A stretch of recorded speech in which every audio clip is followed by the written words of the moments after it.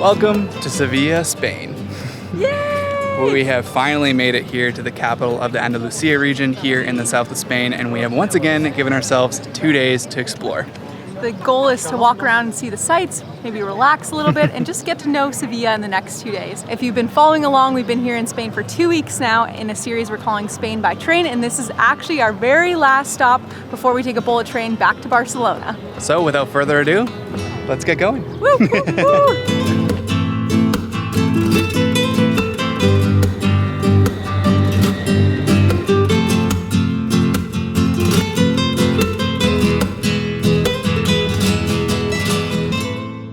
This is the Real Alcazar, a royal palace that was originally developed by Moorish kings in the 10th century. It was originally built as a fortress, but as time has gone on, different royalties have added their own distinctive elements to the architecture. And today you can see a mix of Islamic, Baroque, Renaissance, and Gothic architecture throughout the palace.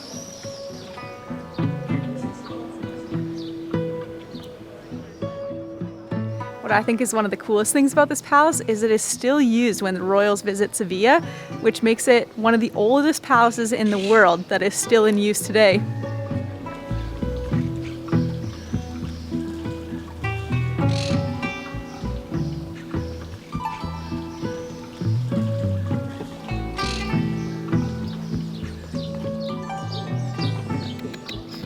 Kitty. I love that there's always so many kitties around. They're so cute, they just live here. Palace kitties. Hi, buddy. Hi, look how happy you are. Is that like the Spanish version of Aristocats? Yeah. Palace cats. Look at him. He's a bougie guy. He's like, don't. Just leave me alone. That is a chill life. Yeah, that's a good life. Walking through these gardens is definitely a highlight, and it's so peaceful. It's surprising because there's so many people that came in here when we were in line, like it went around the corner of the Real Alcazar, and we had to book our tickets in advance. So I'm a little bit surprised that it doesn't feel like there's a lot of people in here. I think that's partly because they don't actually corral you into a specific area. Like when we were in the Alhambra and the Nazareth palaces, we were kind of in this line, and if you got stuck behind a big group of people, you were kind of stuck behind that big group of people the entire time, which made it feel really crowded. Not the case here. It's really nice. We have our own little space. We can kind of find a pocket where there's nobody and just enjoy the palaces.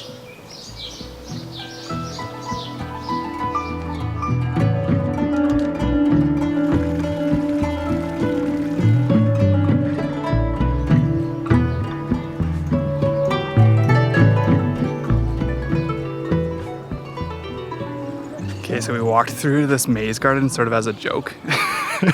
Now I'm like legitimately lost, and Sarah went a different way, and now we're separated. I honestly have no idea where she went. I've never actually been in a place where there's like one of these maze gardens that, like, you know, you see on TV or in like Harry Potter or something like that. But yeah, they're the real deal. I'm straight up lost in this maze right now. Are you lost? How do I get to you? I don't know. I actually have no idea. I can see where I need to go, but like every path doesn't lead me there. It actually is a maze, even though you can see above. Help. Okay, come this way. You have to get to this pathway. Oh no. I would not do well as a lab rat.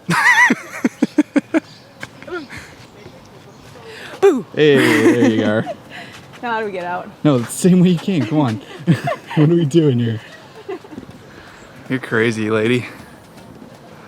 This is actually a very fun maze. I It's feel like super I've never fun. actually been like lost in a maze before. Yeah, I know. I was just saying that. We did it. We survived the maze runner.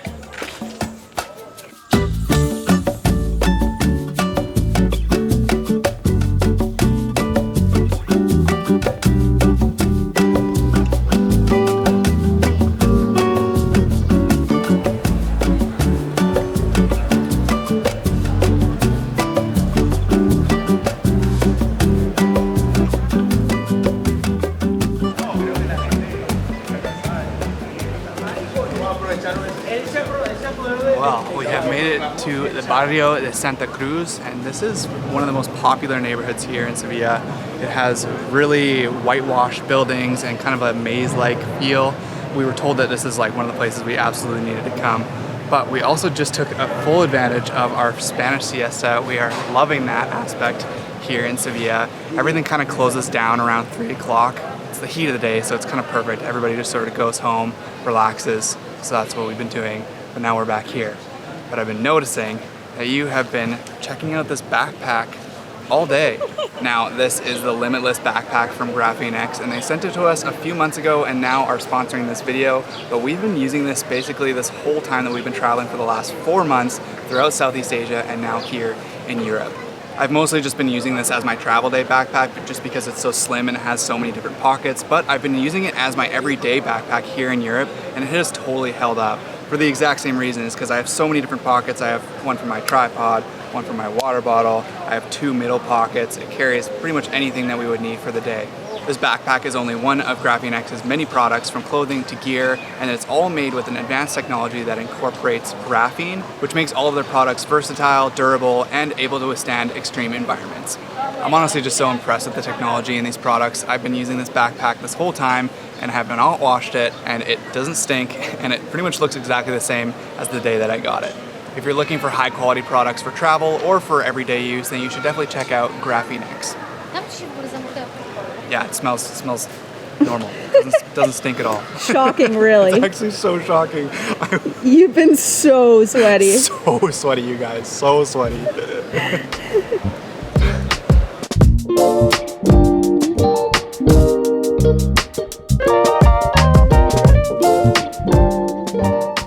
This neighborhood, Santa Cruz, is so cute. It has all these narrow cobblestone streets and these really intricate balconies with flowers on them. And because everything's so narrow, it's also just a lot cooler in here because the sun can't reach inside. So it's just so relaxing to walk through here and just admire all the pretty buildings.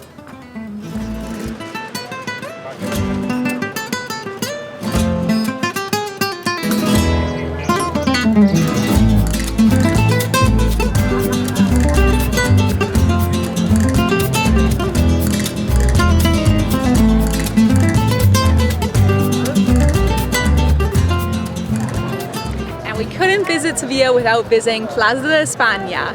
As you can see, this is an architectural masterpiece that was built for the Ibero-American Exposition of 1929, and it is absolutely just gorgeous with the brick and all the blue tiles. It is stunning here. And it's kind of nice to be here for like sunset time. It's beautiful. Like, it's really, really nice. The sun hitting the bricks just... And like it's literally like, look, the sun. Look the sun. Look the sun. Look the shade. Look the shade. Yeah, that's what I'm most excited for, the shade. You can see along the edges, I was laughing because it's like they have all these nice little tile benches, and all the ones in the shade are full of people, and then all the ones in the sun are just, no one's there because it's just so hot. It's 7 p.m. and I just checked and it's 34 degrees. 34? Yeah, after 7 p.m. Dang, yeah, it's hot here. It's hot.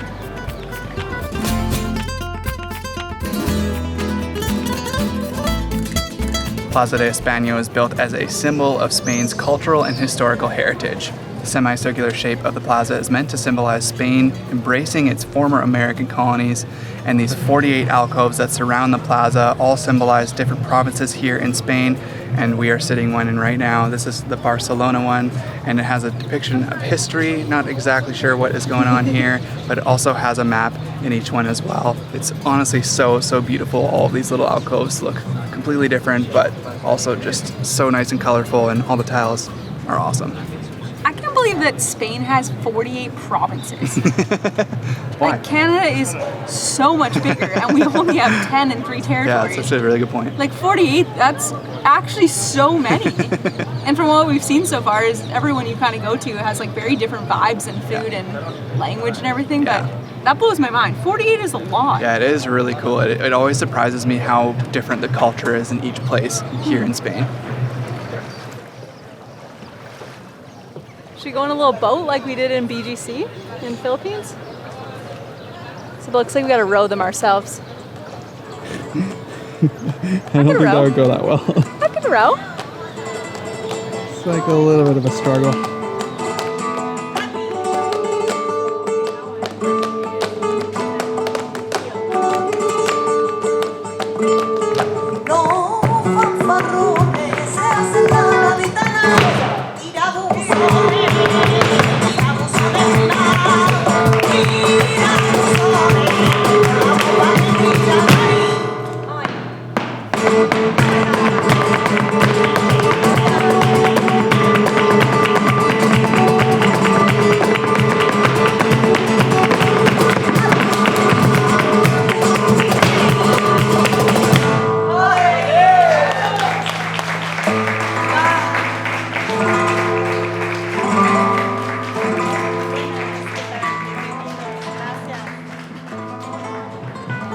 That was so cool to see the flamenco dancing again. Oh, I just think it's so impressive, and I just love how aggressive it is in a way, and the music is just so beautiful too. We were really hoping to go see a show here, and we actually might still go, but unfortunately they all seem like you can't film inside at the shows, which is too bad. Makes sense.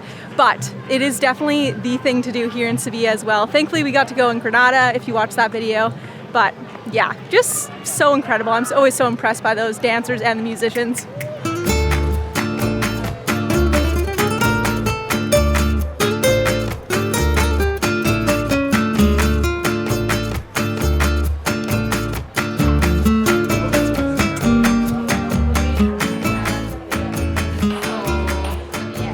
Well, it's day 2 here in Sevilla, and we are getting some tapas. We have 3 different types here. We have espinaca con garbanzos, we have some croquettes, and we have some pork cheek, which I'm very excited to try. If you watched our Barcelona video, we got tapas there as well, but tapas are a huge thing here in Spain, so much so that there's even a verb, tapear, which means to go and get tapas, and it's a big social event where you go and you get all these little dishes of food that you can try, usually with friends, usually accompanied by drinks, and so that's what we're doing here. And I'm gonna try this one first. So this is spinach with chickpeas and a bunch of virgin olive oil, and I'm gonna put it on this little bread here.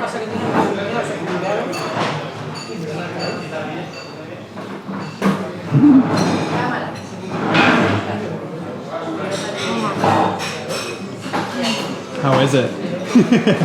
That is so good. There's also cumin in there, and this is like elite spinach dip right now. We're actually on a food tour right now with Devour Tours, but I'm not going to show you the rest of these things because we have spent the full day here with Katarina, our beautiful guide, and we are going to show you all of this in the next video. So you'll need to subscribe and come back to our channel next week so you can see all the foods we try here in Sevilla, and I'm telling you, it's been a great day.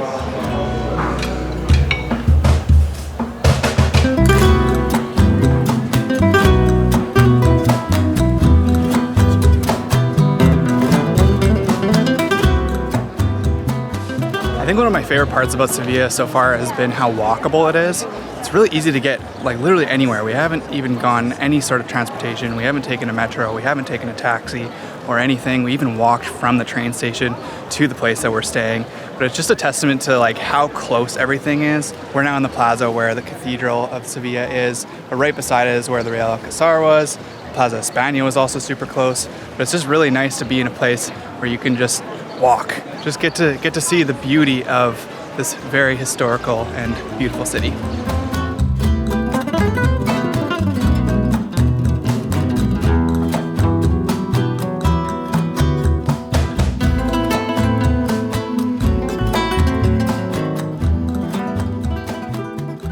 This is the Catedral de Sevilla. This is the largest Gothic cathedral in the world and the 3rd largest church in the world. It is so wild when you come to these places because these cathedrals are so big here in Europe. This is my very first time in Europe, so I'm just sort of experiencing these large cathedrals for the very first time. I've been to some in the Americas and they do not come even close to just the sheer grandeur of the cathedrals here in Spain. This is a really beautiful room. This feels like a room that should have like a ballet or some sort of performance happening in here, you know? The pretty like twisty beams. I don't know, not beams, what do you call those? I don't know. Pillars. Pillars, that's the word. The twisty pillars and like the little shell shapes. Feels like there should be a little dance going on in here.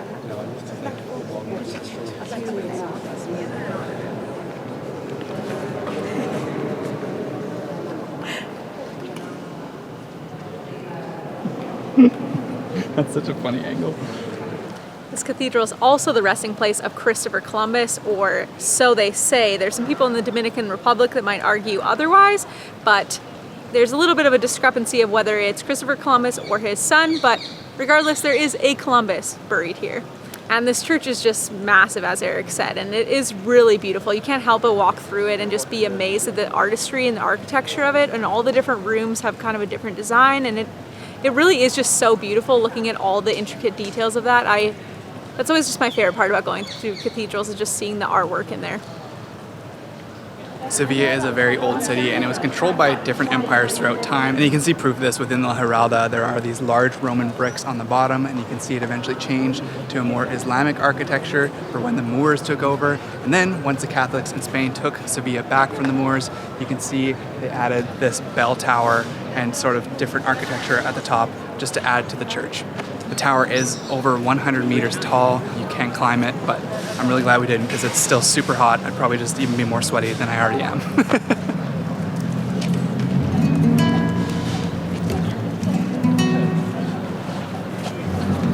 Why did you turn back? You ruined it! You gotta talk to me.